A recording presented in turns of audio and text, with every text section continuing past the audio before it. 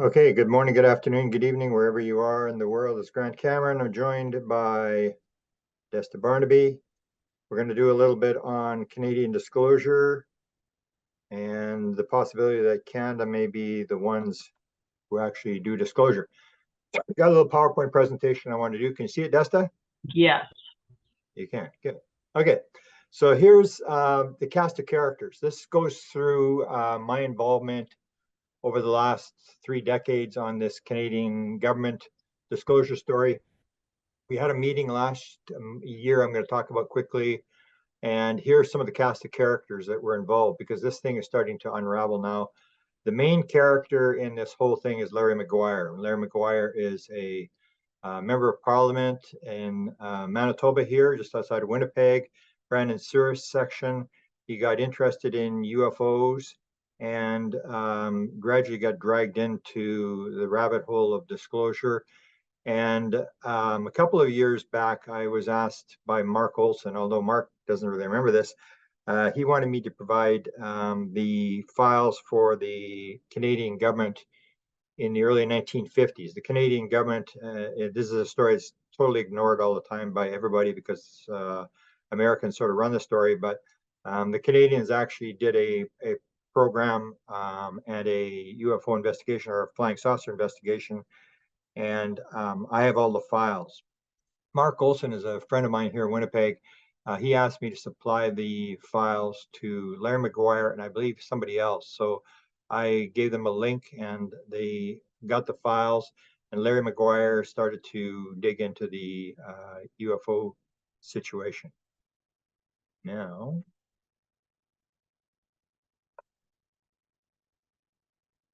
here's two of the other characters that were involved in last year's meeting. There's Mark Olson on the left, and Nicole Sackage on the right. She was part of the meeting that we had. This between Americans and Canadians. I'll explain to you in a second how this all worked out. She sort of helped put the meeting together for me. Kurt Jaimungal was also on the meeting. This is a meeting that occurred last August. There's two meetings that took place. So the story is now sort of risen up that Maguire, a letter that he has put out, informed the Minister of National Defence here in Canada that Canada has been involved with recovered hardware since 1950. Now, in the last couple of weeks, this David Gresh has come forward, talked about crashes, and we now hear about a crash in Italy in the early 1940s, and Jacques Vallée is talking about one in 1945. And the thing is, there's a letter, and I'll show you the letter in a second. Maguire sends this letter to the Minister in Defense saying that the Canadians have been involved since 1950. Now, the reason that he uses the word 1950, I'm pretty sure, is because that's when the Canadian study started by Wilbert Smith. And so he says, as Minister of Defense, you may not be aware, Defense Research and Development Canada has participated in efforts to analyze UAP, which is publicly traceable to around 1950. So that's the Canadian study, and those files were produced. There's thousands of pages of files. Canada has been down this route. They've got a conclusion, which I'm going to show you in a second. This has all been sort of unraveled and solved a long time ago. The guy who ran the study was Wilbert Smith. Here he is with his wife, Merle. He died in 1962, but his wife was still alive when I got involved. And when I started to try to figure out what the government was doing, I went to her just as she was retiring, and she told me the whole story of what the Canadians had been up to, including the report being on the Prime Minister's desk for 3 months and a bunch of other stories that just were just like total wow stories. I've detailed this all in a book called The Canadian Government UFO Story, the Wilbert Smith Files, and now we've actually got sort of a new version of new chapters that are being written now on this whole thing. But this is all detailed what I'm going to discuss here today in this book. This is one of the meetings, the early meetings that Wilbert had, and this was with the Defense Research and Development Board, it was called. So now it's called by this other name that Maguire uses. This is a meeting that actually took place for research and development. And these are all high-level people from, you can see NRC, from different departments. Let me just go through here. Department of Transport, National Research Council, Department of Transport, Defense Research Board. So this was the weapons research for the Canadian government, for the Department of Defense. In the top secret memo that I'll show you in a second, it was written in 1950. Wilbert Smith already talked about crashed saucers. In the memo we write, he talks about a memo. He says, I went to the United States and I talked to American officials and I was told the following things, and he details a bunch of stuff. He says, he also references Frank Skelly talking about how things were propelled and that they may actually have a flying saucer. And this is actually in the top secret memo. So James Smith this is his son on the left here. There's Wilbert and his son. I had an interview with him. It's on my paranormal UFO consciousness podcast. I have interviews that I did and other people did with James before he died. He just died last year, in which he talks about the fact that when Wilbert was dying of cancer, at the very end, he asked him, Dad, did you see the bodies in the craft? And he said, yes, I saw. They can't touch me anymore. Yeah, he saw the bodies in the craft. I immediately asked James, were they Greys? He said, no. As far as he remembers, they were not Greys. They were ordinary type people, just much smaller. And Wilbert had actually said at one point, I would know who they were. You would not identify them. They could pass on the street, but I would know who they are. So this tape is there. So Wilbert dealt with the Research and Development Board, which became in the United States. So our Research and Development Board was with the Joint Research and Development Board in the United States. Now that agency in the United States that Wilbert was dealing with later became DARPA. And the way that worked was that during World War II, the Americans developed a lot of technology by hiring scientists rather than sending them to war. And a lot of these developments were continued on after the war, and they wanted to develop it. So in 1957, this was DARPA was established in the United States, and this is the weapon program that now is believed to be partly behind the UFO material research. Let's go back here. We skipped a slide. Here's some of the stuff. Wilbert talked quite a bit about crash flying saucer material. This is nothing new. This is from, at the very top here is a letter that he was writing in handwriting. This is just before he died. He'd gone from typewriter back to handwriting because he's very, very sick. And he said, you seem to be most interested in UFO hardware. There is a great deal of this around, most of it in U.S. official, not U.S. Air Force hands. I got to remember, Wilbert Smith was the guy who was running the program here, and they were working through the Canadian Embassy in Washington, D.C., through the military attaché connected to the weapons people in the United States. Wilbur was the guy who was running the program, and he says quite clearly there's a lot of this around. Fitch, who's another Ohio researchers, asked him in an interview, this is an interview that appeared in one of Frank Edwards' books, I've been told by a mutual friend that in 1952 you showed Admiral Knowles a piece of a flying saucer. Is that statement correct, sir? And Smith says, yes, it is correct. I visited Admiral Knowles and I had with me a piece which had been shot from a flying saucer near Washington in July of that year, 1952. I showed it to the Admiral.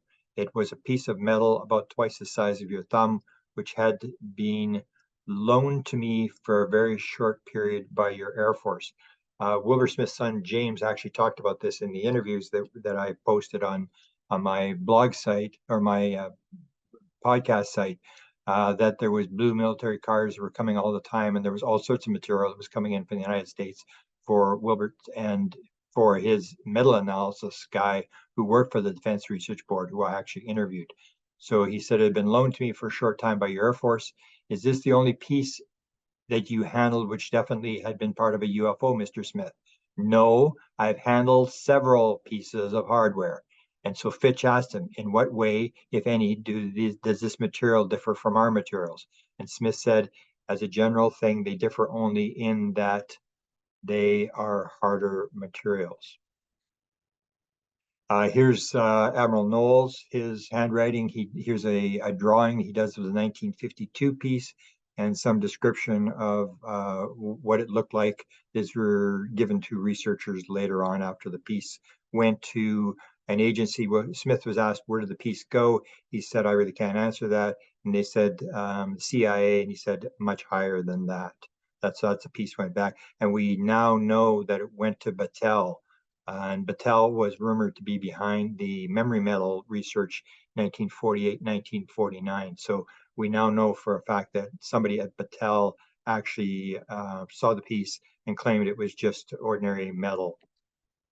Here's a piece that the Canadians handled. This it was from 1959. Two giant pieces. Suddenly there's a big explosion and these things appeared on the shore of the St. Lawrence River. Wilbert did an awful lot of analysis on this, and that is all in the Wilbert Smith files, which are at the University of Ottawa. On my Grant Cameron Twitter site, I also have an interview that I recovered from the early days, Earl Neff and Bob Groves. And Bob Groves actually discusses conversation he had with Wilbur Smith just before he died. He traveled up to see Wilbur Smith and talks about the metal, the guys with suitcases chained to their arms and stuff like this, and what Wilbur Smith told him. And so that is on my Twitter site. There's a link there. You can actually listen to this interview that was done in 1962, just before Wilbur died. Now here we go to this whole deal where McGuire is writing to the Minister of Defense saying that the weapons people that run this research and development may not be aware that the Canadians were working on crash saucer material, and the fact that the date that McGuire uses is 1950. So here's a 1950 letter, a memorandum to Dr. Oman Salant. Oman Salant was the head of the weapons material research being done for the Canadian government. When I exchanged letters with Salant, he confirmed to me that yes, he had met with Vannevar Bush. Vannevar Bush was the science advisor to President Roosevelt and was rumored to be the guy who ran the UFO program in the early days after the Roswell crash. He said, memorandum to Dr. Salant, I am returning herewith the draft article to Major Kehoe, together with a proposed revision for the first 5 pages and a letter to Major Kehoe.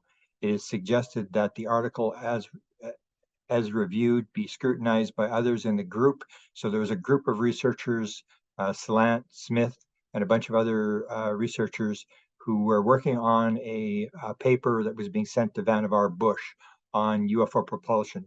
Smith believed that the propulsion had something to do with the magnetic field of the Earth, and he had proposed a bunch of experiments to be done on electrons and trying to create a gravitational field, or what they call it, a sink, a gravitational sink. So this material, he's talking here, and he said we should discuss it among ourselves before we let the Americans see this thing. Here is another one. This is a Canadian Embassy document, from this is January, a couple days after 1950, 1951.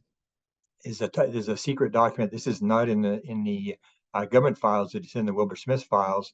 And this is, he's talking to the third secretary at the Canadian Embassy, and you can see that they're actually waiting for something to happen. Smith is talking about the fact that they've set up Project Magnet, which was the flying saucer investigation, and Gordon Cox, the guy who was writing back, said, there is little more that can be done here for present. The official position is still that nobody knows anything about the matter here at all. We are, of course, keeping our ears and eyes open. If anything does develop, you will probably hear it through the Wright and Salant channels. So Salant was the head of the Research and Development Board, and Wright was the military attaché to the American Research and Development Board. On the ambassador's instructions, no one in the embassy apart from myself, from Wright, the military attaché, and myself, is to discuss the matter with anyone. So you can see that this is they're sitting here just after the project started, and it looked like they're actually waiting for the Americans to make some sort of statement that they had a craft and that they were working on this UFO problem. Here's Smith writing back. This is the second part of another part of a letter.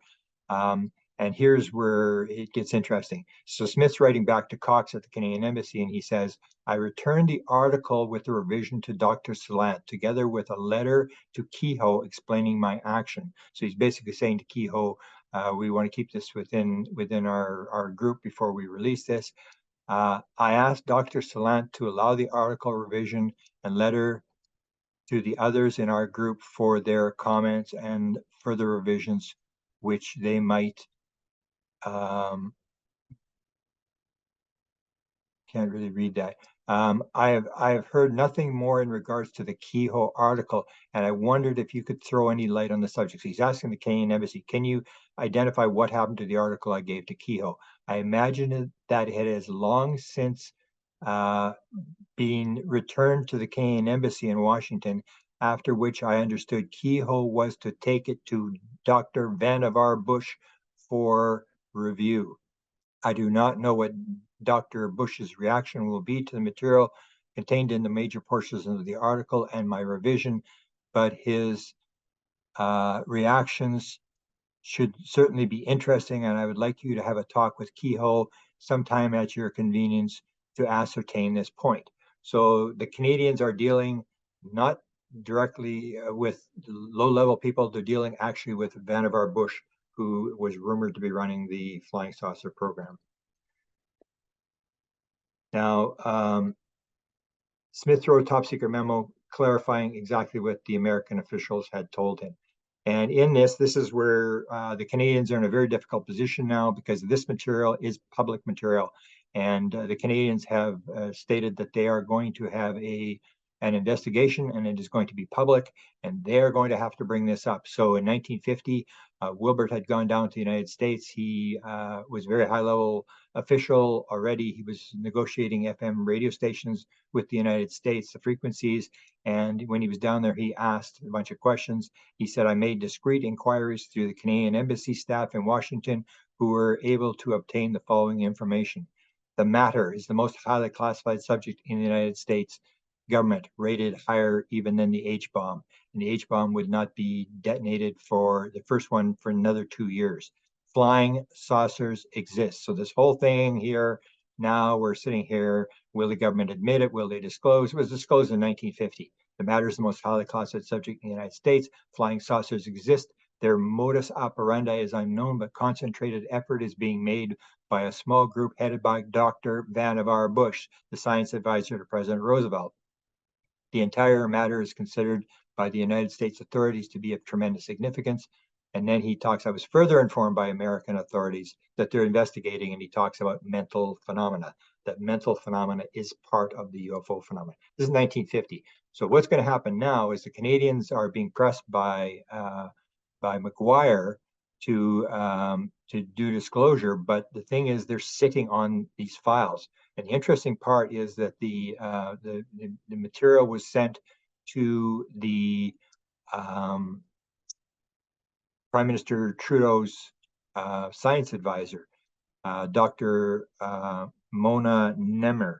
And Mona Nemer was the head of research for the University of Ottawa. The Wilbert Smith files are at the University of Ottawa. So the thing is that in this project that they're doing, the Sky Canada project, they have said they're going to go through history and they're going to review it, and they're going to have to deal with this. The fact that the Canadians had already said in 1950 that this is all for real, and that the Americans had hardware and disclosure game over. They're going to have to make this public. So they're in a very difficult position that we may have a situation where the Canadian government, the science advisor to the Prime Minister, is going to have to conclude and reference the